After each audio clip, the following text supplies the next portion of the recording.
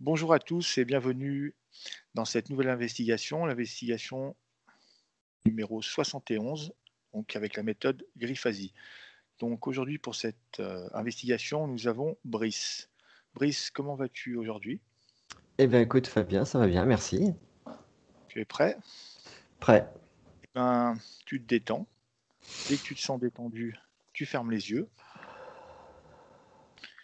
et je vais commencer cette induction donc, qui va être de 10 à 1. Tu inspires profondément et tu expires doucement. Une deuxième fois.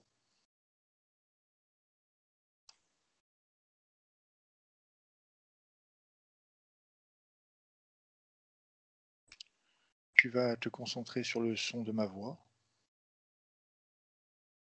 durant toute cette séquence.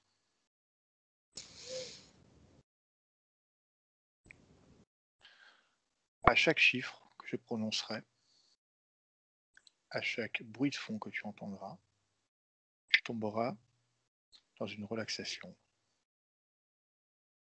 de plus en plus profonde. Tu vas écouter ma voix sur ce décompte à l'envers de 10 à 1. La seule chose que tu vas faire, c'est te détendre toujours de plus en plus profondément. 10,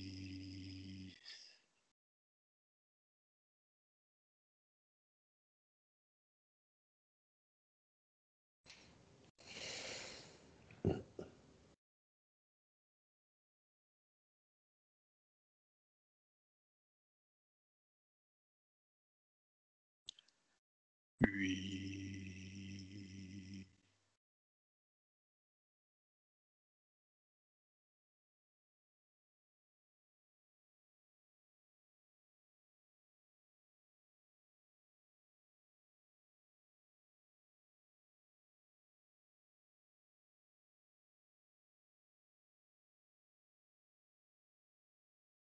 7,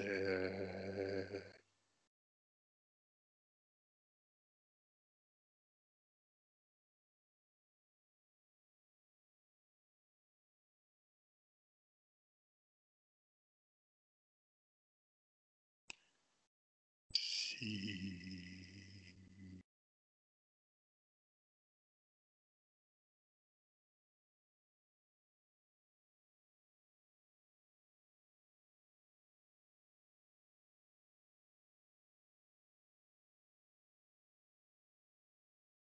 5,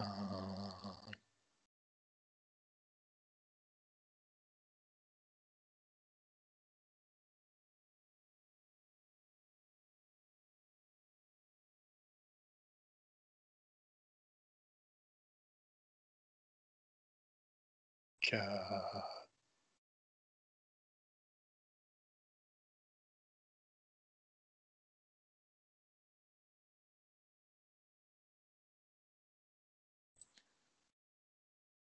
3,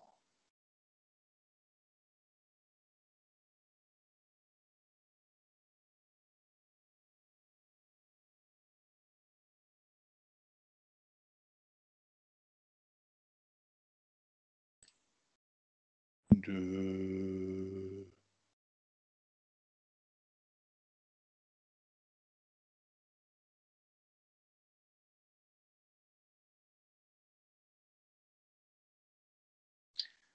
et 1. Maintenant, Brice, je vais compter de 1 à 3. Quand je te dirai 3, tu viendras te connecter au sujet la grande Tartarie.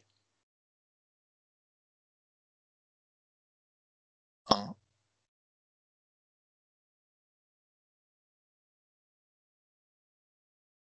2 et Comment tu te sens, Brice?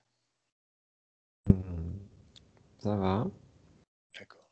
Euh, Alors, quand je te dis la Grande Tartarie, quelles sont les premières images qui te viennent et que tu perçois? alors déjà, quand tu l'as énoncé, j'ai commencé à avoir une grosse douleur au niveau de la gauche de l'estomac. D'accord. Euh, et pendant le décompte, j'ai vu un bulbe de plante qui gonflait comme ça et qui explosait tout son pollen partout. Voilà, après. D'accord. Très bien. Autre chose? Non, pour l'instant, non. Très bien. Alors, on sait que la Grande Tartarie était une civilisation présente dans plusieurs cartes, disloquée, surtout dans la zone russe asiatique, mais présente aussi dans le monde entier avec des immeubles, des monuments ayant le même style. Pourquoi cela? Que perçois-tu à ce sujet? Alors, je ne sais pas si c'est ça, mais tu te souviens, je viens de te parler du bulbe. Oui, Et en haut des. Et ça a fait un lien quand tu as parlé de la Russie ou de l'Est en tout cas. Le haut de leur monument, il a cette forme de bulbe de plante là. tout à fait, oui. Tu sais, voilà, un peu comme ça. Oui, Et c'est ça le lien, en tout cas pour moi, le lien c'est ça, c'est cette structure. Alors, je me souviens plus exactement de la question, mais en tout cas, la structure qu'on retrouve, je ne sais pas si c'est celle-là, mais elle a une logique, elle a un lien à d'accord, cette civilisation, si je puis dire. d'accord. Alors, est-ce que tu vois un lien donc dans ce style? C'est juste que c'est une, j'ai envie de dire, c'est une forme énergétique, c'est une onde de forme, cette espèce de bulbe là qui est liée à la vie, comme une plante, c'est-à-dire c'est lié à la vie, à l'expansion et surtout à l'explosion de la vie.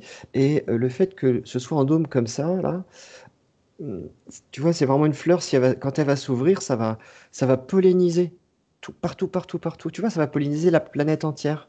Oui, Donc ce serait comme si l'intention était d'avoir fait spécialement ces formes-là en haut de certains monuments comme intention, justement, comme si cette onde de forme avait enfin, comme si cette structure architecturale avait l'onde de forme de je vais m'expanser, tu vois. Ça n'a pas oui, été fait pour rien, le haut de de ces structures.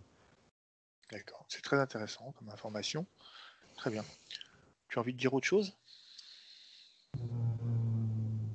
Non, vraiment, c'est ça, l'idée même du pourquoi de cette structure est vraiment liée au fait de l'expansion et pour le coup, c'est plutôt dans une bonne, je le sens dans une bonne énergie, tu vois, c'est pas coloniser le monde, la Terre, c'est D'accord. vraiment l'expansion peut-être d'une civilisation, d'une pensée, et c'est même plutôt positif parce que c'est basé sur l'éclosion d'une plante, donc sur la vie, sur le fait que cette forme-là va envoyer je sais pas comment on appelle ça, les pollens, Oui, toutes ces petites choses là qui va se disséminer et semer l'idée, semer l'intention de continuer, mais c'est vraiment quelque chose de positif. On n'est pas du tout dans l'idée qu'on peut avoir de cette région du globe, hein, les Russes, avec ce qu'on oui, peut avoir comme idée, ça n'a rien à voir. C'était vraiment bienveillant. L'idée, voilà, de faire suivre l'information et qu'elle continue. très bien. Parfait. On va passer à la question suivante. Alors, entre en connexion ou observe les informations présentes dans l'éther au sujet des immeubles de la Grande Tartarie. Quelles sont les principales caractéristiques de ces bâtiments?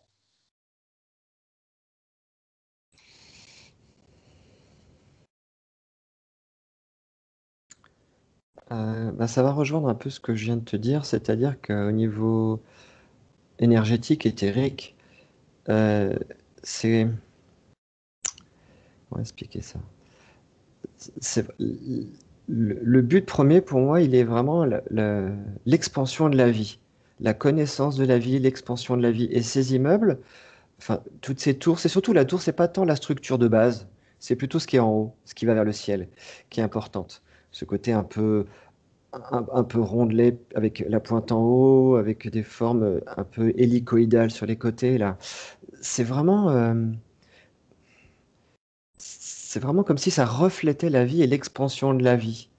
C'est vraiment ça. La source de l'immeuble, enfin, c'est pas le bon mot immeuble, mais structure architecturale, est vraiment liée à ça. Ça fait comme une asperge ou comme une fleur, c'est-à-dire qu'il y a, Oui, voilà, il y a la racine et puis ça monte, et en haut, tu as le bulbe, et le bulbe va pouvoir s'ouvrir et puis continuer, et puis ainsi de suite.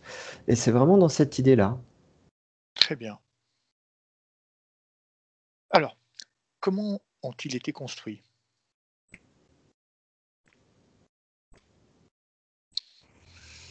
Hmm.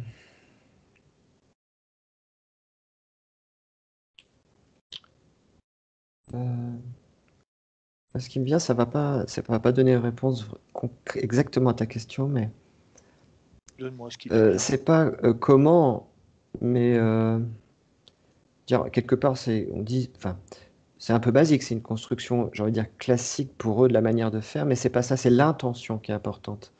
C'est D'accord. plutôt, voilà, l'intention de laisser c'est tout est dans attends, tout est dans l'intention au moment de la construction. C'est comme si quelqu'un, un potier par exemple, il va prendre de la terre, il va la façonner, mais s'il la façonne alors qu'il n'est pas bien, qu'il n'a pas envie, qu'il pense à ce qui ne va pas dans sa vie, ce qu'il va créer, ok, ça va avoir la forme qu'il a désirée, mais au niveau de ce que va dégager sa pièce, il n'y aura rien. Et donc, et c'est en ça que c'est un peu différent, c'est que tous ces bâtiments étaient construits avec l'intention. Et donc, il y a une énergie dans ces bâtiments qui est justement liée à l'intention. C'est vraiment ça, tu vois? D'accord. C'est pas tant comment ils ont mis pour le faire, Oui, peu importe que ce soit du béton oui, ou de la terre battue, c'est pas ça, c'est l'intention. d'accord. Ok, parfait. Question suivante. La Grande Tartarie était une civilisation mondiale, une civilisation unitaire dont toutes les civilisations russes sont issues.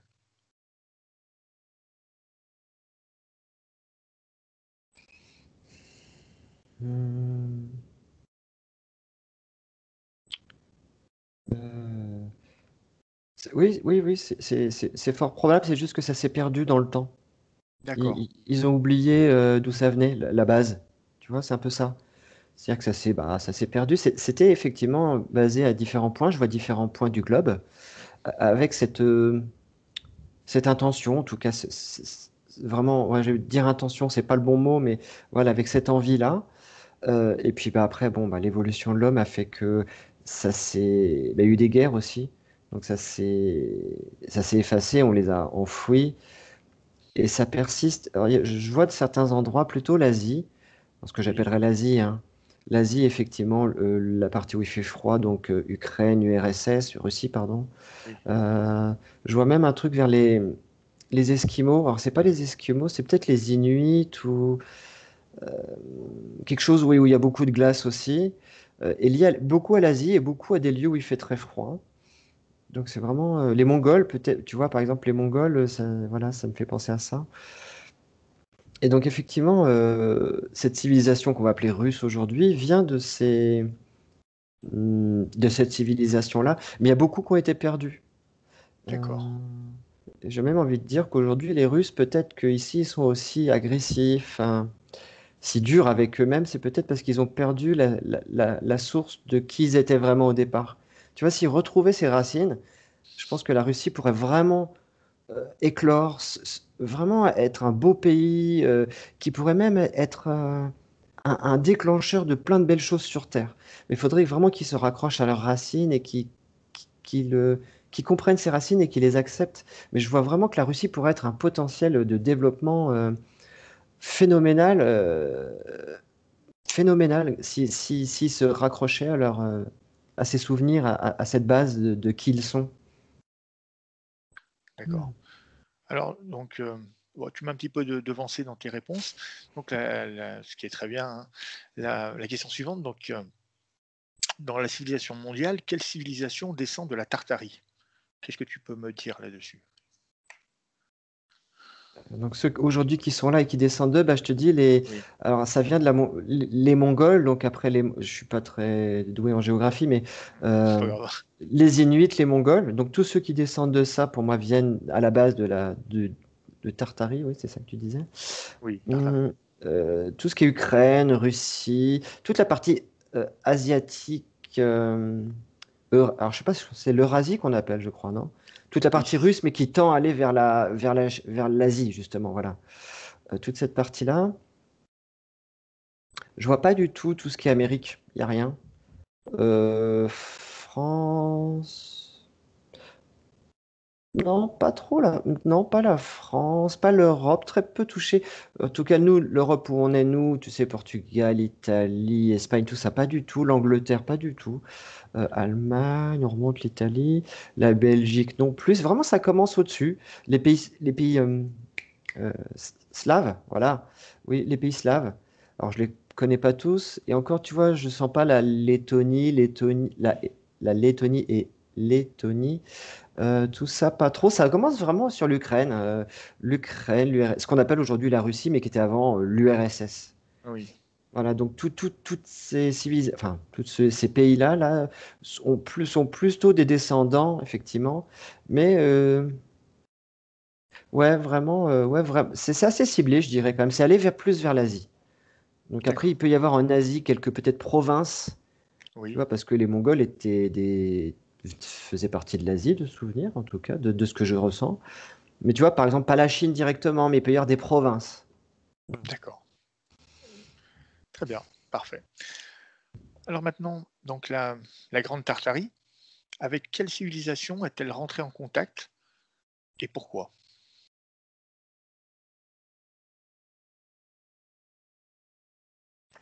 Euh, Alors, je suis désolé, je comprends pas la question.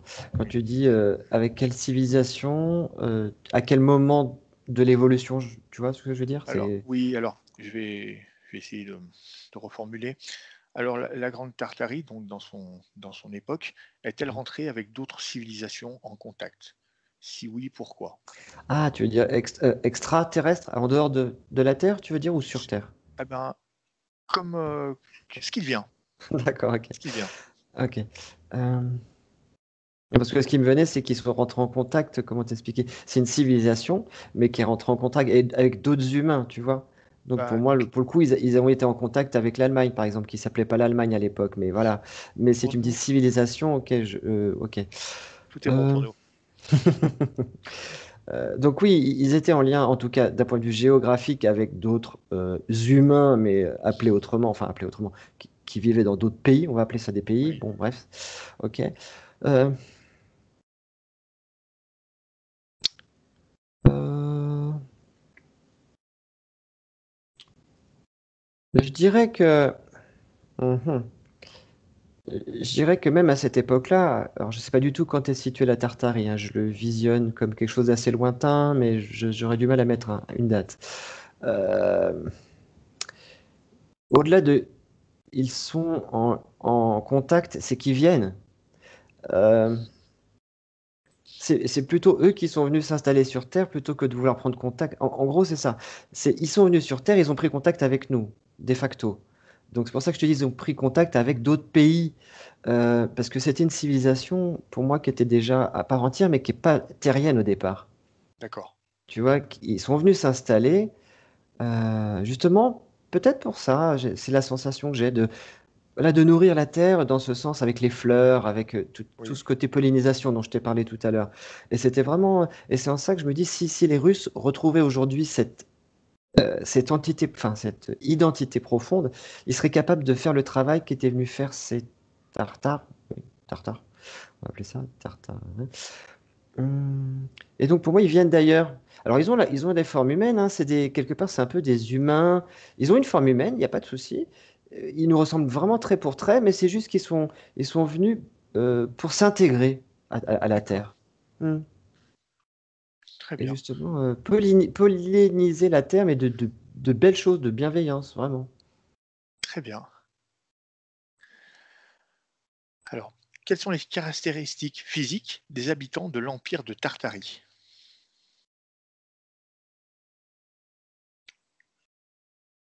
Alors, comme je te dis, ils sont. Je sens que ADNement parlant, c'est pas les mêmes, tu Oui, vois, mais ils ont quand même l'apparence d'être humains pour pouvoir être admis sur Terre. Parce que s'ils d'accord. prenaient leur vraie forme, mais c'est pas un problème pour eux, ils peuvent changer la forme. Je trouve que, enfin, c'est la sensation que j'ai, c'est que ils nous paraissent en tant qu'humains pour qu'on les accepte et que ce soit plus simple pour eux de s'intégrer. Mais en même temps, au fond d'eux, ils ont un ADN beaucoup plus évolué, beaucoup plus léger, beaucoup plus. Ils ont une technologie beaucoup plus avancée, mais c'est pas le but. Le but, c'est vraiment d'arriver sur Terre et de faire naître la paix, si je puis dire, en tout cas, qui est une certaine osmose.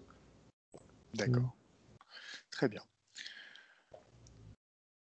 Comment cette civilisation était-elle organisée d'un point de vue social?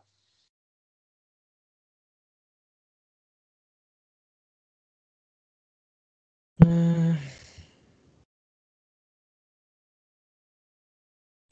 Alors, je sens qu'ils sont.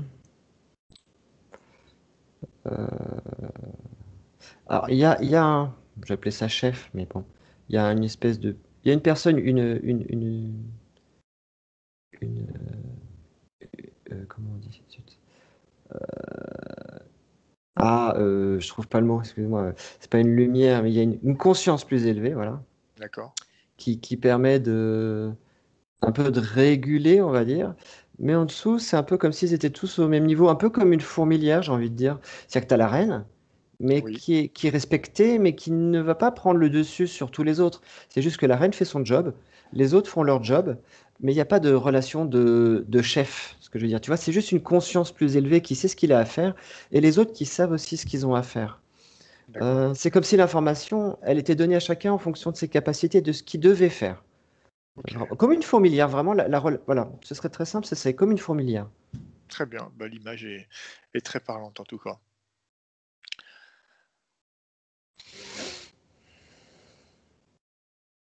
Alors, la Tartarie avait-elle une technologie particulière? Oui ou non? Oui. D'accord. Mhm. Alors, ce qui nous ramène à la question suivante. Quel genre de technologie? Décris-moi ce que tu vois ou ce que tu perçois. Alors, c'est quelque chose de très léger dans ce sens que c'est pas quelque chose. Il fallait que, pour moi, c'est vraiment la sensation, c'est qu'il fallait que ça se fonde dans le paysage sans que ça se voit trop pour pas perturber les êtres qui habitaient ici. Et que tout se passe bien encore en bonne entente avec les autres. Euh, et je te dis, cette technologie, quelque part, c'est un peu alors, les ondes de forme ou la pensée dans la matière.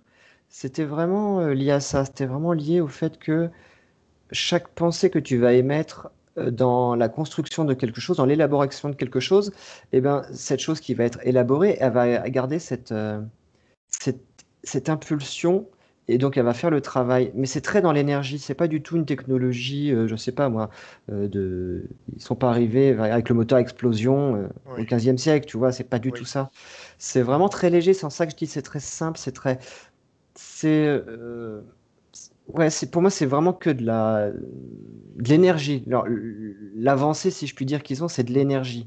Et pour moi, je reviens tout à l'heure avec ces fameuses formes là qu'ils ont faites, et que tout est dans la pensée au moment où tu crées la chose, tout est dans l'intention que tu vas mettre dans cette chose. Et quelque part, aujourd'hui, quelqu'un qui comprendrait que tout est dedans pourrait le faire revivre, tout ce système-là. Tu vois? d'accord, Parce que c'est tout dans l'intention. très bien, je comprends. Qui ou qu'est-ce qui a développé la technologie en Tartarie?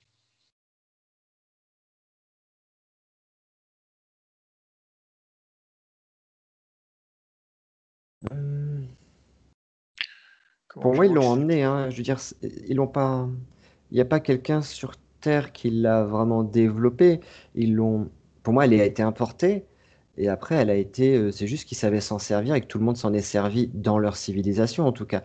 Et eux, le but, c'était justement que ça se sache et que tous les peuples qui se liaient à eux aient cette, entre guillemets, technologie. Mais on peut voir ça comme de la magie blanche, tu vois, ou comme du magnétisme, par exemple, ce serait un peu Oui, ça. C'est que voilà, ils ont tous accès à ce magnétisme et puis qui s'en servent pour développer. Je ne le vois pas comme un développement en tant que tel d'une technologie. Voilà, je ne vois pas comme ça. très bien. L'Empire de Tartarie, quelle était l'étendue de ses frontières? Bah, je te dis, moi, je vois vraiment ce que j'ai. Je sais pas pourquoi j'ai Ukraine qui me vient vraiment. Alors, Oui, peut-être que c'est pas le bon mot, mais je oui, vois vraiment toute cette partie Russie, euh, une partie de la Chine, comme je te disais tout à l'heure, avec des oui. provinces. Et ça descend pas trop sur l'Europe, pas du tout même, ou un tout petit peu, vraiment frontière. Euh, non, parce que tu vois, même l'Europe du Nord, où il y a le Danemark, la Suède, la Norvège, tout ça. Il aurait peut-être peut-être eu un peu une influence, mais très légère, vraiment légère. Pour moi, c'est assez cantonné à la Russie d'aujourd'hui Oui, et de ce qu'on peut imaginer de la Russie avec toutes les petites provinces qui y a autour. d'accord. Pendant combien de temps cet empire a-t-il existé?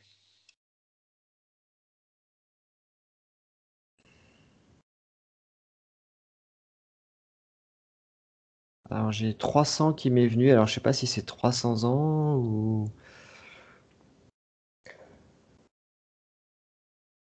euh,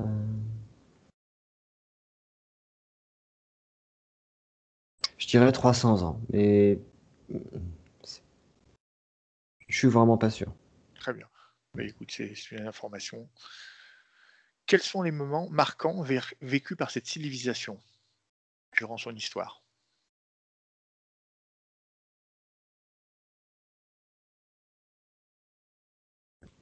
Je dirais qu'il y a eu une époque de... tu sais, d'explosion, comment dirais-je, quand une civilisation se développe, donc il y a eu une expansion qui a été. Voilà, il y a eu une expansion et à un moment donné, donc ça c'était un peu vraiment comme nous les 30 Glorieuses, tu sais, c'était vraiment l'expansion, nickel, tout le monde a compris, ça fonctionne, ça continue. Puis tout d'un coup, il s'est passé quelque chose et ça s'est rétréci comme ça. Et je vois que ça s'est rétréci, rétréci, rétréci. Euh, Est-ce que c'est je pense qu'à un moment donné, certains alors, aux extrémités, pas au centre. Je pense que l'impression que ça me donne, c'est que plus c'était étendu, et plus les gens qui étaient aux extrémités ne comprenaient pas, tu vois? Et un peu se sont retournés contre ça en disant, mais c'est de la sorcellerie, c'est un truc comme ça. Oui, Et au fur et à mesure, ça a gagné dans l'autre sens.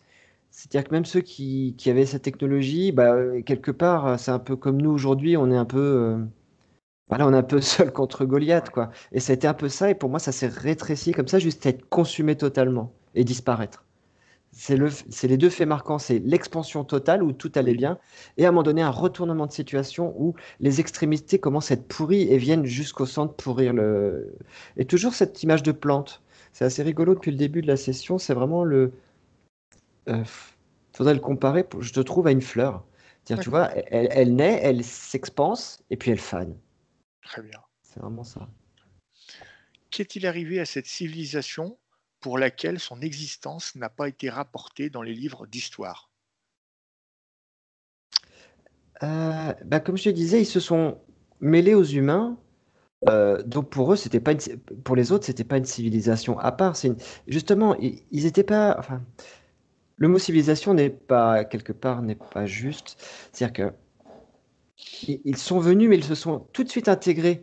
C'est-à-dire que tu vois, ils ont pu arriver par petits groupes et puis dire bah tiens, nous on vient de telle province et les gens ils ont dit ok, tu parles pas exactement la même langue, t'es pas, enfin, ta couleur de peau est pas comme nous, mais ils ont été très bien intégrés et c'est là leur force, c'est qu'ils se sont disséminés jusqu'à créer voilà, des petites cités qui se sont étendues. Mais répète la question, je sais que je suis parti dans un truc, mais j'ai loupé le fil. Il n'y a aucun problème. Alors, qu'est-il arrivé à cette civilisation pour laquelle son existence n'a pas été rapportée dans les livres Voilà. d'histoire? Ouais, elle n'a pas été rapportée à cause de ça, c'est que pour eux, enfin, pour les historiens, ou en tout cas pour les gens qui étaient là, eux n'étaient pas une civilisation, ils faisaient partie de la civilisation locale, tu vois. C'est juste eux avaient cette technologie et qu'ils l'ont Mais je te dis, c'était très très doux. C'est comme si on t'apprenait le magnétisme. Tu vois, on t'apprend pas que la fusion nucléaire, je veux dire, c'est pas mécanique. Leur technologie, pour moi, elle est plus subtile.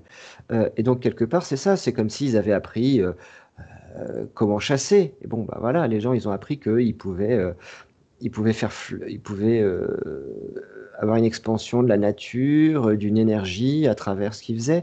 Et c'est pour ça que quelque part, elle n'existe pas. C'est pas une civilisation connue parce que en tant que telle, elle s'est fondue vraiment dans ce qui existait à l'époque. D'accord.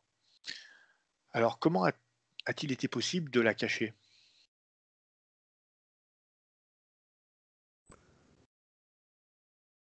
Bah, c'est ce que je te disais, c'est-à-dire que pour moi, ils sont arrivés par petits groupes, très... Tu vois, ils sont pas arrivés genre à 100 000 individus d'un coup au milieu de nulle part et on dit, tiens, on va installer une civilisation ici.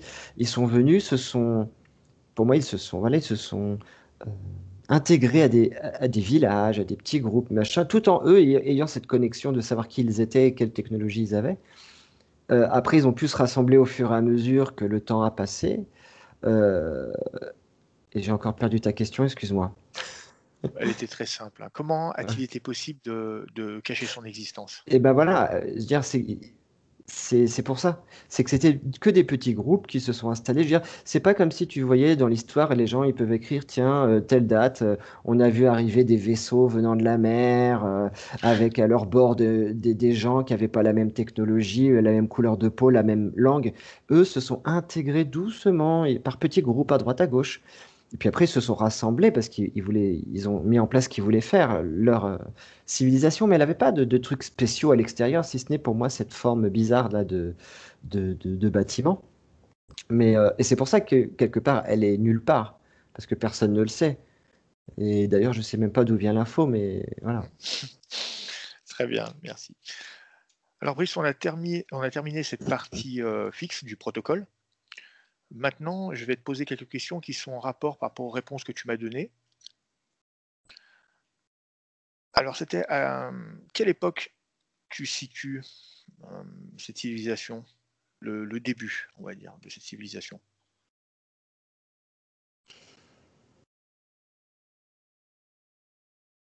Euh, c'est difficile. Euh, je dirais, enfin, en même temps, euh, comment il s'appelait lui là? Au moment enfin, à l'époque des empereurs mongols. Oui, Donc je ne sais pas quelle époque c'est, mais je veux dire, c'était à ce moment-là, je vois un trône avec l'empereur mongol dessus. Donc à cette période-là, d'accord. euh, alors c'est peut-être un petit peu avant, c'est peut-être pendant, tu vois, mais Oui, c'est à peu près. Pour moi, c'est à ce moment-là, c'est quelque chose entre guillemets d'assez récent pour moi, hein. C'est assez récent. C'est assez vieux, mais assez récent. Je sais pas, c'est peut-être 300, c'est peut-être dans ces eaux-là, tu vois. C'était peut-être ça tout à l'heure, je te disais 300. C'était peut-être oui, pas, c'est peut-être lié plutôt à la date à laquelle ils ont commencé à arriver oui, plutôt qu'à à la longueur de leur existence. d'accord. Alors, durant cette enquête, tu nous as souvent parlé de cette forme que tu voyais en forme Mhm. de bourgeon, donc qui attire mon attention. Alors, est-ce que cette forme de bourgeon, tu la relis uniquement à une technologie, comme tu nous as dit, énergétique ou quelque chose qui dans ce style-là? Ou en plus tu y mets, est-ce qu'il y a c'est lié à une forme de culte?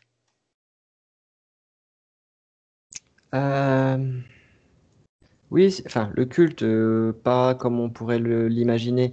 C'est-à-dire, c'est pas un culte avec une déité où je vais prier, machin. C'était un lien à la nature qui était tellement logique, qui était tellement fort et tellement logique que en soi, je peux dire que ça pourrait être un culte dans ce sens que la forme de ces pièces-là euh, est faite pour...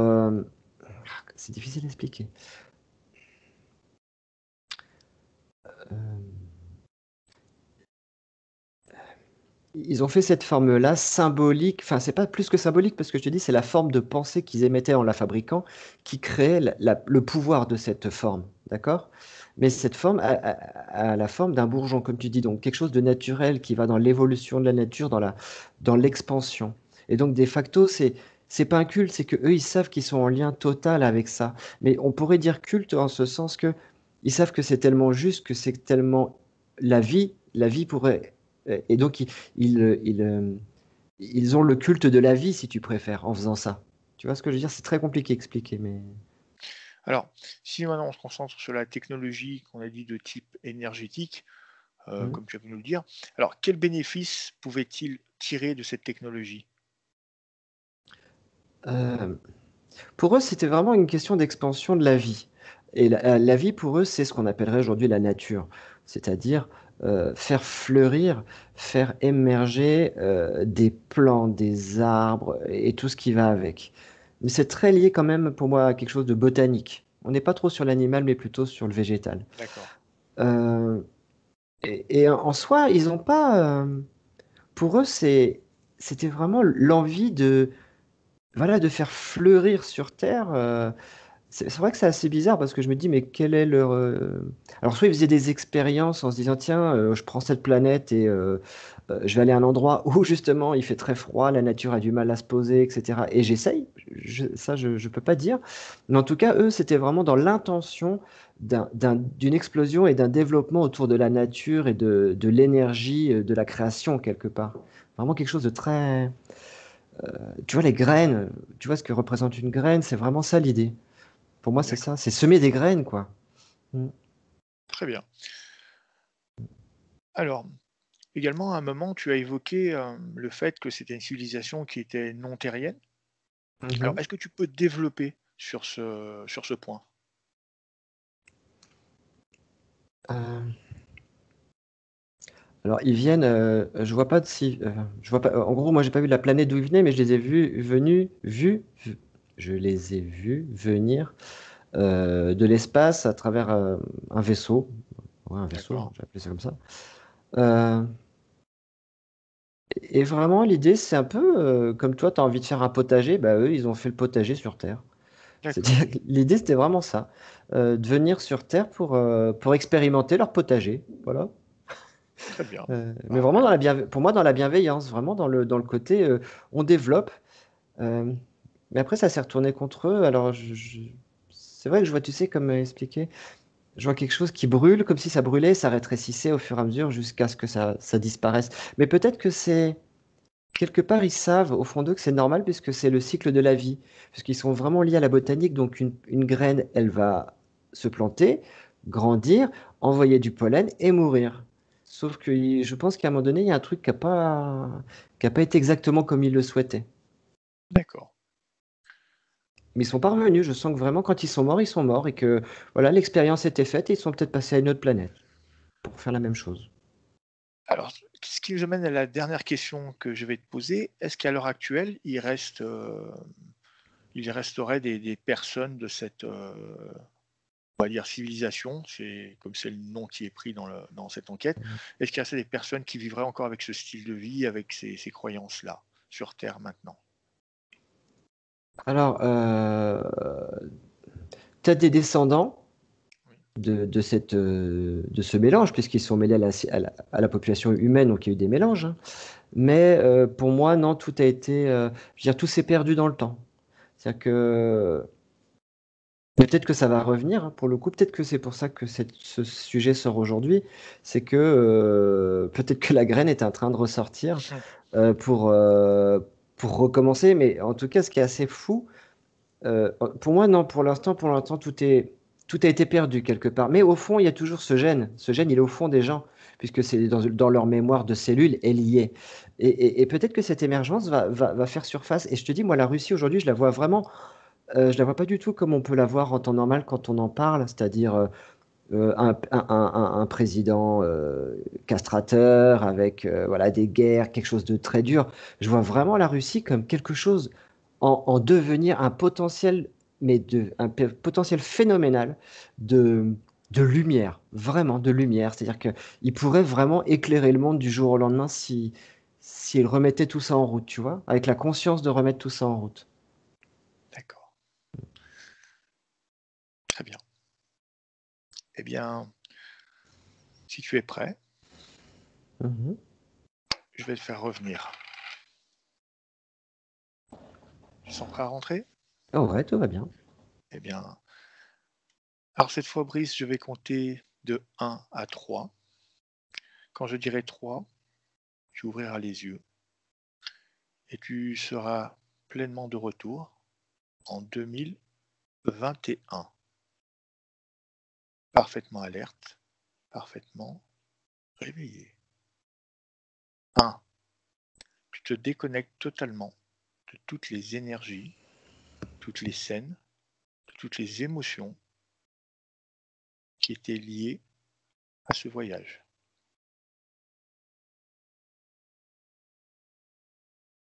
Libre à toi d'élever ton champ fréquentiel idéal pour toi. Maintenant, tu te sens léger, très léger, détendu, serein. 2. Tu te réappropries ton corps, chaque cellule, chaque atome, chaque organe. Tu récupères ta force, ta vitalité. Tu te reconnectes à ton corps physique, tout doucement. Tu peux commencer à bouger un petit peu les mains, les jambes, les bras. 3. Maintenant, tu es prêt. Tu peux ouvrir les yeux quand tu le souhaites. Bonjour Brice. Et coucou. Eh bien, très bien. Je tiens à te remercier pour toutes tes réponses. Bah, écoute, merci du voyage, c'était chouette. Je tiens également à remercier toutes les personnes qui, à chaque fois, viennent commenter nos enquêtes. Donc, c'est toujours un plaisir de lire et puis d'échanger. Donc, merci à tous. Continuez. Brice, je te souhaite une bonne fin de journée et Merci. puis je te dis à très bientôt. Avec plaisir. Au revoir. Au revoir.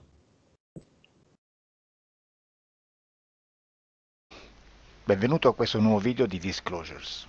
Oggi parliamo della cosiddetta sessione di ipnosi investigativa. In realtà non esiste una sessione di ipnosi investigativa. Non che non si possa fare investigazione di ipnosi, però è che non esiste una sola sessione di ipnosi per dire si è fatta investigazione, per prendere quell'informazione come buona. Perché? Sappiamo intanto che l'informazione che arriva in ipnosi è molto contaminata, la percentuale di inquinamento dell'informazione è altissima. Pensate a questa informazione che viaggia per tantissime dimensioni, attraversa densità, passa per coscienze che volontariamente o involontariamente possono distorcerla e poi arriva infine alla persona che sta in ipnosi, che ha una coscienza, ha una mente, ha un'esperienza e interpreta questa informazione secondo la sua struttura mentale, secondo le sue credenze, che per quanto si possa essere più o meno liberi mentalmente, liberi pensatori, sempre c'è una parte subliminale che interpreta in base all'educazione ricevuta, alla cultura e perché no anche tutte le esperienze di esistenze passate che ancora lasciano un segno in noi. Per capirci, è come se dovessimo parlare con un'altra persona immersi nell'acqua, a qualche metro di distanza, cercando di utilizzare un mezzo, che è quello della corda vocale, che è fatto per produrre suoni da trasmettere nell'aria. Noi stiamo utilizzando questo strumento per far passare un'onda sonora nell'acqua o in un liquido. Chiaramente il suono viene completamente distorto, sempre ammesso che sia per il nostro corpo facile e non difficoltoso poterlo fare senza avere dei problemi come ingurgitare acqua o eccetera. Ma non solo. Supponiamo che per questo tipo di comunicazione utilizziamo anche due lingue diverse, per esempio un italiano e un russo o un giapponese. Per quanto possiamo anche interpretare il labiale, non possiamo capire quello che ci sta dicendo, perché la lingua è diversa. La lingua, diciamo, da dove parte l'informazione a dove arriva è completamente diversa, il codice, il linguaggio è diverso, ma possiamo anche cercare di capirci attraverso i gesti, attraverso le espressioni facciali. Per quanto sia ipoteticamente facile poterlo fare sott'acqua, però non dobbiamo dimenticare che l'acqua non è l'aria e può distorcere l'immagine, ma non solo. Dobbiamo anche pensare che l'altra persona, che parla un'altra lingua, che viene da un'altra cultura, potrebbe interpretare i segnali che noi interpretiamo come X in Y. Per noi un sì è abbassare la testa dall'alto verso il basso, per esempio, sì, e il no da sinistra verso destra, no. In alcuni paesi orientali, come le Filippine credo o qualcun altro, utilizzano esattamente gli stessi segni, ma al contrario. No, sì. Immaginate due persone di queste due culture che stanno cercando di comunicare in maniera così difficoltosa e alla fine non gli rimane altro che interpretare il linguaggio corporale. Sì, che per l'altro invece no. Cosa voglio dire con questo esempio estremo? Che l'informazione da dove parte a dove arriva viene completamente deformata. Non sappiamo esattamente quale percentuale perché ogni situazione è a sé stante, però la percentuale di inquinamento, di distorsione, di contaminazione di questa informazione è assolutamente alto. Quindi fare una sessione investigativa, mettere una persona in ipnosi e chiedere di Tizio Caio Sempronio di una situazione o chiedere certi dati è assolutamente controproducente, è assolutamente inutile. Quindi vi chiederete cosa fate allora voi quando fate ipnosi, quando fate delle domande, quando cercate delle risposte e con queste informazioni che vi arrivano lavorate sulla situazione esoterica del cliente. Beh, non facciamo altro che recuperare questa informazione solamente per arrivare al problema del cliente e poi lavorarci. Quindi il valore dell'informazione non è quello di un'istruzione, quello di memorizzare dei dati e di prenderli per buoni, ma è un veicolo di movimento, di trasporto verso la causa del problema per poi lavorarci. Quindi lo scopo di questo tipo di informazione che si prende dalla singola sessione è completamente un altro. Come si fa quindi? Investigazione in ipnosi. Il lavoro non è semplice, il lavoro è lungo, difficoltoso, stancante.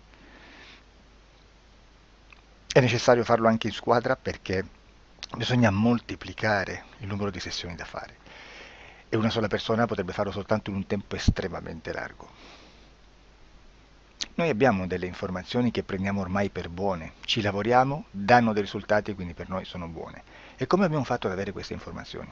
Per esempio, come facciamo a sapere che un extraterrestre chiamato il cosiddetto grigio è più o meno alto X, poi ci sono magari quelli anche un po' più alti, ma hanno un corpo strano, hanno una pelle grigio-verde, hanno degli occhi grandi a mandorla, neri, senza una pupilla visibile, non hanno quasi bocca né naso né orecchie, hanno soltanto delle fessure, non hanno organi genitali, hanno degli arti molto più lunghi rispetto alla proporzione che potrebbe avere il corpo umano e di solito hanno meno dita delle 5 del corpo umano, eccetera, eccetera, eccetera. O se no prendiamo un altro tipo di essere che possiamo incontrare in ipnosi, come facciamo a dire che hanno delle somiglianze con i rettili, gli animali rettili terrestri o gli animali, gli invertebrati, gli insetti terrestri?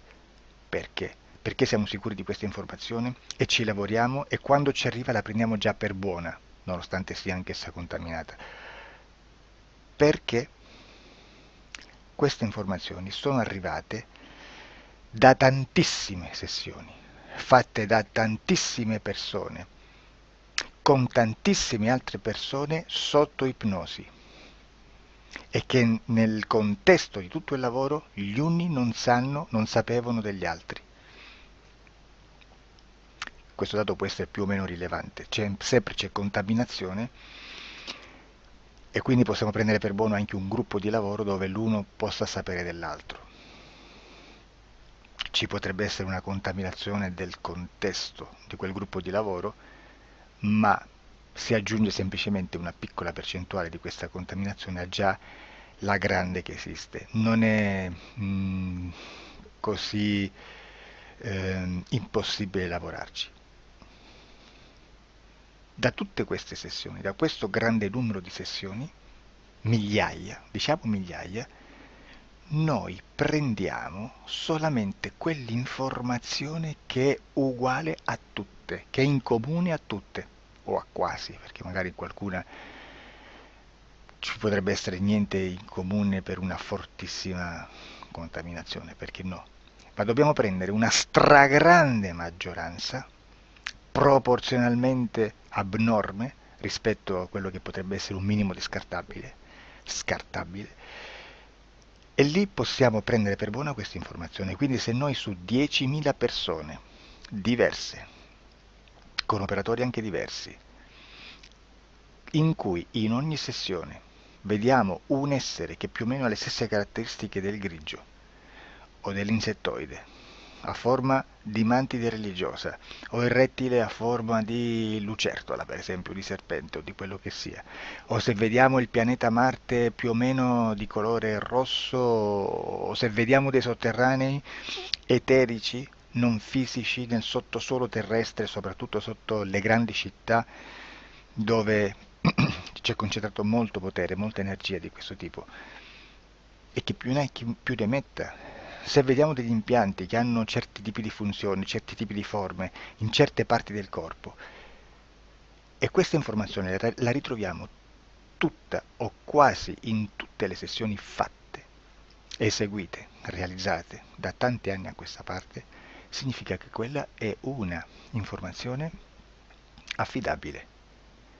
E vi posso garantire che stiamo parlando di una percentuale bassissima. Su un 100% staremo, credo, forse più in basso di un 2-3%. Immaginate, tutto il resto è spazzatura, è informazione spazzatura. Sì, spazzatura.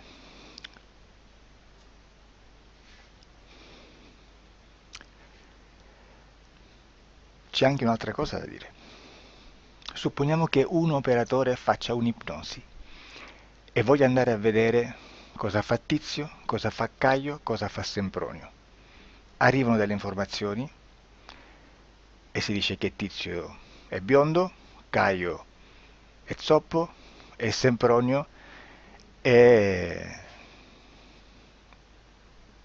uno sportivo. Intanto già abbiamo detto che una sessione soltanto non serve, d'accordo? Ma poi c'è da dire che una coscienza, un essere, in ambiente subliminale, la sua parte subliminale potrebbe non dare autorizzazione a questa fuoriuscita di informazioni. Mi potreste dire, e allora tu quando chiedi agli esseri cosa fanno, cosa non fanno? Beh, intanto la prendo sempre con le pinze, perché abbiamo sempre detto che tutto è molto contaminato e mi serve solo per dirigermi da una parte. Ma c'è anche da dire che se un essere interferisce con l'altro, ha aperto un canale di comunicazione a cui non può ovviare, a meno che non lo recida, non lo annulli. Quindi quando io faccio la domanda a un essere, se lo faccio attraverso l'interferito, mi arriva l'informazione per un canale aperto che sottostà alla volontà dell'interferito. Sulla volontà dell'interferito parleremo in un prossimo video disclosures. Però, se io voglio fare un'investigazione sopra Tizio, Caio e Sempronio, che non hanno nessun collegamento, nessuna interazione e nessuna interferenza con il soggetto con cui io sto realizzando l'ipnosi, non è detto che mi arrivi questa informazione. Assolutamente. Potrebbe esserci completamente un muro. Come potrebbe esserci informazioni perché quell'altra parte potrebbe autorizzare comunque. Ma non è detto. E comunque quando ci arrivano informazioni, in una situazione di non interferenza o non interazione, non possiamo sapere esattamente se sono informazioni che ha autorizzato la parte subliminale dell'altra persona o dell'altro essere, o qualche altro essere, qualche altra entità furba, approfitta della situazione, osserva quello che sta succedendo, si mette in mezzo, si fa passare per l'altro e dà informazioni, ovviamente distorte, prima perché non è detto che debba conoscerle, e anche se fosse potrebbe manipolarle a sua volontà e a suo vantaggio. E quindi immaginate che situazione ridicola ci si viene a trovare, in quale situazione ridicola ci si viene a trovare in questi casi.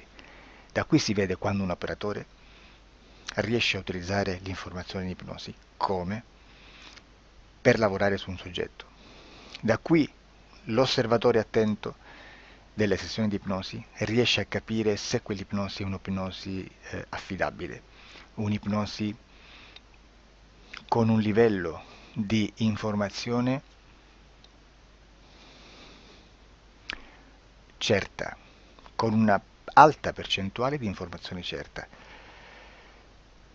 Non vi nascondo che in futuro potrei anche impostare un lavoro per decifrare che livello di certezza di informazione c'è in un'ipnosi, analizzandola e spiegando il perché, spiegando i meccanismi di analisi di un'informazione in ipnosi, che poi anche è molto istintivo. Supponiamo che dobbiamo cercare un'informazione su internet, per esempio un fatto di cronaca. Voi preferite mettervi su un sito ufficiale? A caso. L'ANSA in Italia, ADN Kronos, qualche telegiornale che per quanto possano manipolare l'informazione ad alti livelli, comunque possiamo dare affidabile la fonte dell'informazione che viene trasmessa. Non possono trasmettere una bufala sicuramente. Verrà sicuramente manipolata ad altri livelli. Ne parleremo in altri video, ma a livello base la fonte è certa.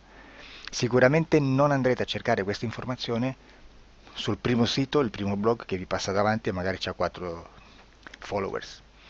Perché? Perché non vi dà nessuna garanzia della certezza della fonte.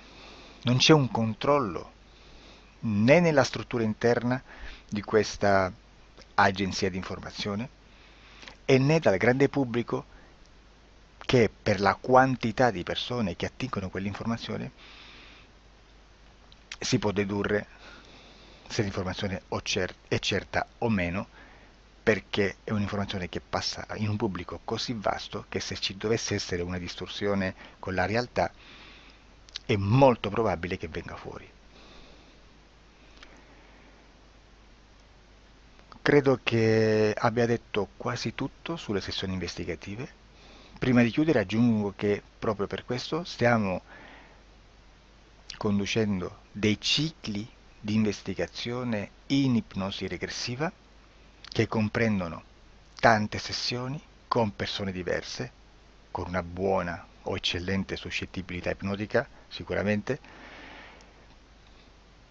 per poter indagare su spazi ristretti su alcuni temi. Perché dico spazi ristretti? Perché se andiamo a prendere eventi grandi nel tempo, nello spazio, storici, parlare di qualcosa di molto generico implica una quantità di sessioni abnorme. Immaginate se dovessimo fare una sessione investigativa sui buchi neri. Quanta informazione ci sarebbe e quante informazioni da filtrare. Sarebbe quasi impossibile farlo in questa maniera. Ma se noi riduciamo lo spazio di investigazione, se noi prendiamo per esempio, investighiamo sulla pedofilia nella Chiesa Cattolica, ecco, se già restringiamo il campo d'azione è molto più facile che possiamo attingere informazioni affidabili, presuntamente affidabili, con un numero di sessioni sicuramente alte, ma ridotte rispetto ad altri tipi di sessioni molto più generiche, su temi molto più generici. Quindi per fare anche delle investigazioni su temi molto generici bisogna suddividerli in temi, in dettagli, per poi alla fine, quando tutta l'informazione è stata filtrata ed è stata dedotta l'informazione comune, si possono mettere insieme per cominciare a costruire il quadro, mettere insieme tutti i puzzles.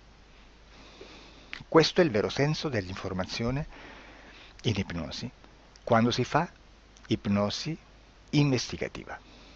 La sessione per risolvere una problematica, un problema, con una presunta origine esoterica di un cliente, di una persona, è un'altra cosa, sono altri metodi, altre tecniche e l'informazione si usa in un'altra maniera, ha un altro scopo. Grazie, ci vediamo al prossimo video. Disclosure.